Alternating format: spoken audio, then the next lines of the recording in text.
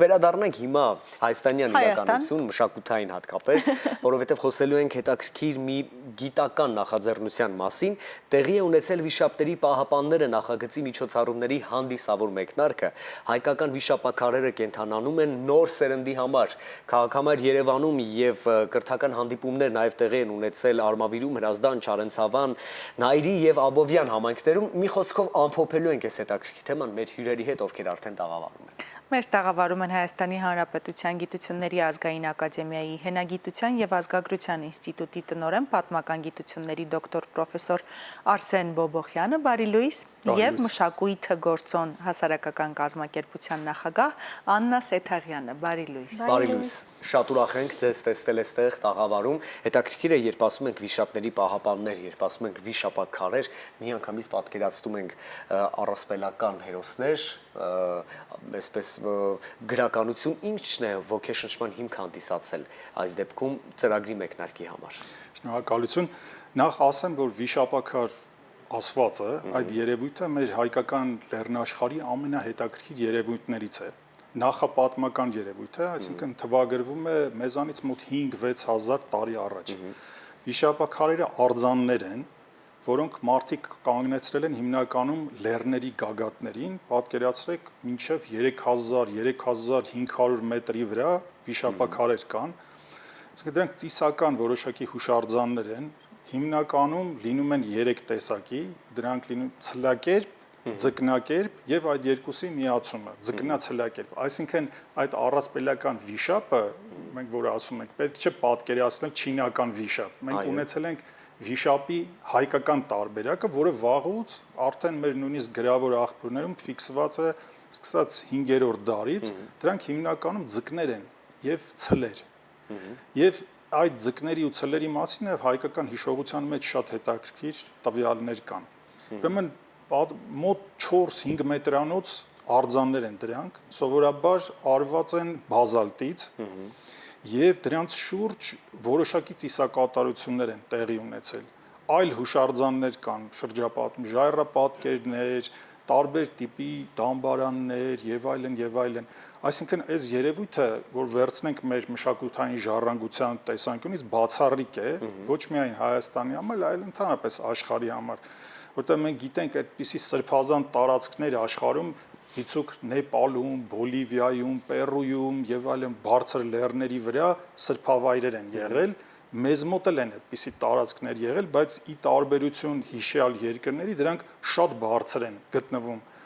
ծովի մակերևույթից եւ շատ վաղ են թվագրվում։ Եվ տվյալ նախաձեռնության նպատակը այն էր, որպեսզի մենք կարողանանք գիտության տվյալները հանրությանը ներկայացնել եւ այս իմաստով շատ հետաքրքիր մի նախաձեռնություն ստացվեց։ Իսկ ներկայացնում ենք մեր վիշապաքարերը բերելով մի հարթակ։ Այսինքն այդ բարձրությունից այդ մոնումենտալ քանդակները մենք հնարավորություն ունեն մարդիկ տեսնելու մեկ հարթակում։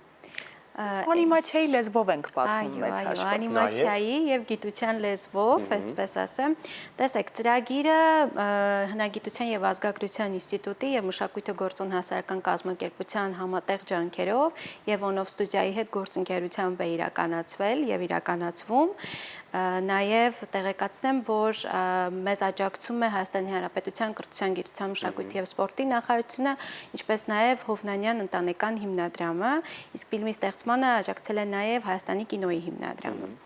Ինչու, որովհետև մենք ուզում էինք, որ 10-ից 15 տարեկանները հատկապես, նրանք ովքեր հետագայում մեծանալու են ու մասնագիտություն են ընտրելու, տեղյակ լինեն, թե ինչպիսի հնագիտական ժառանգություն ունենք մենք։ Եվ մտածում էինք ինչպիսի մեթոդներ ընտրել, որ հիմա այդ 10-ից 15 տարեկաններին կհետաքրքրեն, եւ դրա այդ մտքերի այսպես տարբեր քննարկումների շրջանակում ստեղծվեց գաղափարը, որ ֆիլմը արտադրվի դեռ մի փոքր հատվածը, իդեպ Արտավազդ Եղիազարյանի Վիշապաքարի գաղտնիքը գրքի հիման վրա, եւ բացի դրանից անենք միջոցառումներ, այսպես արշավ, իրազեկման արշավ տարբեր համայնքներում, 10 համայնքում եւ Երևանում, ներկայացնելու մեր պատանիներին գիտական մեր ժառանգություն, այսինքն թե այս պահի դրությամբ ինչ արդյունքների ենք հասել, ինչ գիտենք մենք վիշապաքարերի մասին, եւ այսպես այս հանդիպումները ընթանում էին հետեւյալ կերպ. տեղի էր ունենում ֆիլմի ցուցադրություն, այնուհետև մոտ 15-20 րոպե պարոն Բոբոխյանը դասախոսություններ անում, ինտերակտիվ, հետո երեխաները բազմաթիվ հարցեր էին ունենում, շատ մեծ ժողովրդականություն էր վայելում պարոն Բոբոխյանը երեխաների շրջանում, հիմա հաստատ մեկ հնագետի հաստատ գիտեն ազգանունով, այդպես երեխաները ակտիվ շփվում էին, հարցեր էին տալիս ու վերջում նաև ունենում էինք երգի պրեմիերա, քանի որ ինքը հենց ֆիլմը ունի soundtrack, որը Տիեզերք բենդն է գրել, հատուկ հենց ֆիլմի համար, բայց ծրագիրը դրանով չի ավարտվել, հիմա մենք անցել ենք այլ փուլ, եթե հիմա ուզում եք շարունակեմ պատվել։ Ընթացքի մասին, շատ լավ։ Տեսեք, վաղվանից մեկնարկելու է 3 փուլով ընթացող քվեսթը, քանի որ բոլոր մասնակիցները, ինչպես նաև բոլոր նրանք, ովքեր չեն մասնակցել, բայց հետաքրքրված են վիշապաքարերով, ուրեմն կարող են մասնակցել քվեսթի եւ 10 ամենաարագները, ամենաստեղծարարները եւ ամենաշատ գիտելիք ունեցողները կկարողանան ընտրվել ամեն փուլից 10-10 հոգի եւ 30 երեխա 10-ից 15 տարեկան պատանի կընտրվի մասնակցելու գիտարշավի Արի Խոխա Թաբանի հետ, արշավախմբի հետ եւ պարոն Բոբոխյանի ուղեկցությամբ, որպեսզի տեսնեն իրական վիշապաքարերը։ Հենց դրա մասին էլ Որտեղ են գտնվում իրական վիշապաքարերը, պարոն Բոբոխյան։ Ընդհանուր առմամբ վիշապաքարերը, որ հայկական լեռնաշխարհը վերցնենք, ամբողջությամբ մոտ 150 օրինակ է հայտնի տարբեր երկրներում, կարելի ասել Հայաստանի Հանրապետության տարածքում կան 120-ը։ Հիմնականում դրանք Արագածի վրա են, Գեղամա լեռների վրա են, բայց նաև այլ շրջաններում, Սյունիքում օրինակ։ Բնականաբար այդ վիշապաքարերին հասնելը շատ բարդ է։ Դրանք իրոք պետք է 7 լեռներով անցնես, որպեսզի հասնես վիշապաքարին։ Եվ պիտի ասեմ, որ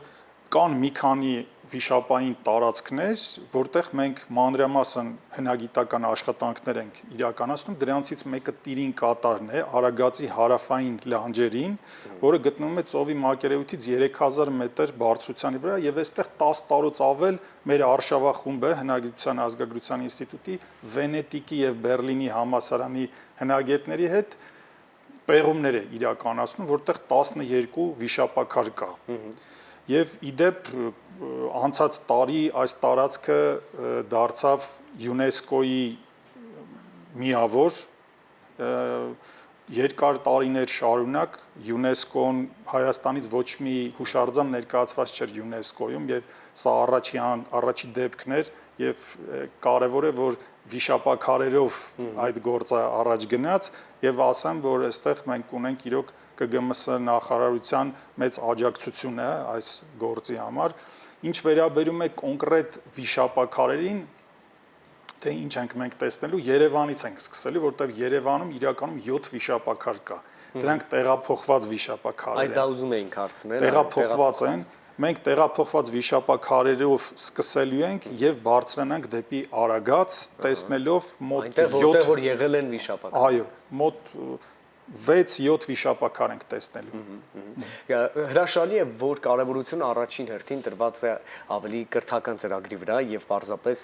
որ երեխաները ու առհասարակ մենք բոլորս հայերս իմանանք մեր պատմության մասին, բացահայտենք նաեւ այս մասով թե ինչեր ունենք եւ ինչով կարող ենք նաեւ ներկայացնել մեր հայրենիքը, բայց զբոսաշրջային առումով ինչ որ ծրագրեր եւ նախաձեռնություններ կան կապված զբոսաշրջիկների հետ, որ նրանք գուցե մեր այն հեռուստադիտողների համար, ովքեր ուշով հիմա մեզ հետևում են եւ բացի կրթական ծրագրից վստահաբար ուզում են վիշապաքարերը տեսնել։ Ինչպես կարող են։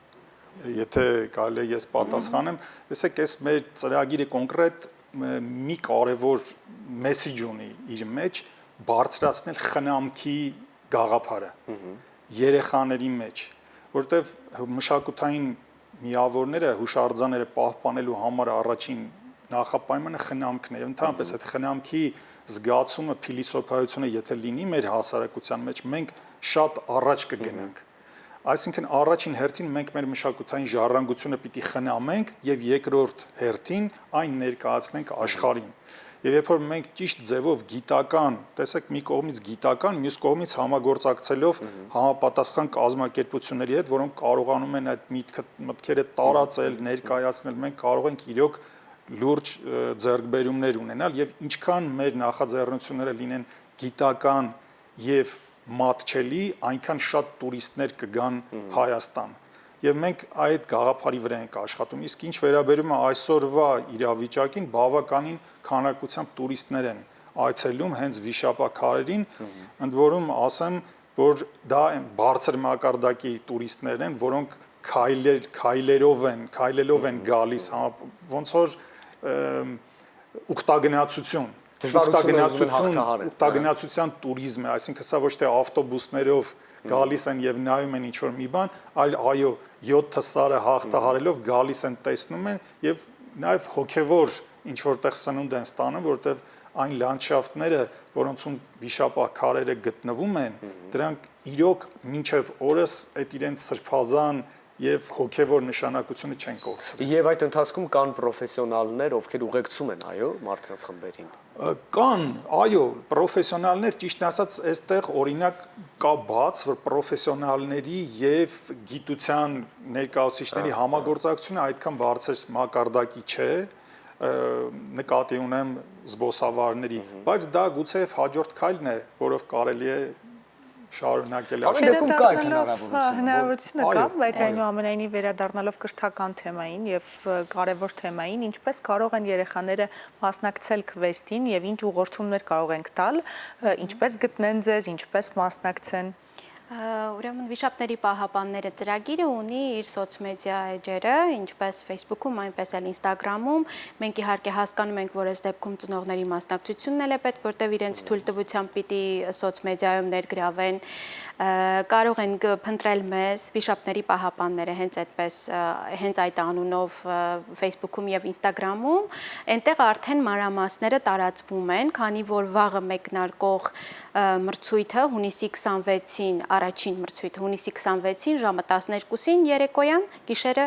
ամփոփվելու է։ Դրա համար պետք է ուշադիր լինեն առաջին մրցույթի հետ կապված, բայց այնպես չի, որ եթե առաջին մրցույթին չմասնակցեցիր, չես կարող երկրորդին մասնակցել, այսինքն դրանք իրար փոխկապակցված չեն, իրարից առանձին 3 մրցույթներ են, այնպես որ երեխաները կարող են հետևել եւ մասնակցել ամսի 24-ի, 28-ի կամ հուլիսի 2-ի վերջին երրորդ մրցույթին, որը արդեն վիդեո պատումի մասին է։ Իդեպ մենք սա նաև օգտագործում ենք, որպեսզի հետաքրքիր ստեղծարար այդպես մտքեր հավաքենք հասկանալու, թե երեխաները ոնց են պատմում վիշապաքարերի մասին, որովհետև տեսեք, մենք խոսում ենք այն մասին, թե ոնց կարող ենք զբոսաշրջիկներին հետաքրքրել։ Կարծում եմ ամենա այսպես ազդեցիկ մեթոդներից մեկը նարատիվի ընտրությունն է, թե ինչ ձևով դա կպատմվի եւ ընդհանրապես անիմացիայի դաշտը հատկապես մեդիան ապացուցել է, թե ինչքան կարևոր ու ինչքան ազդեցիկ ուժ ունի ինքը եւ կարծում եմ այս անիմացիան, որ ընտրել ենք մեթոդը,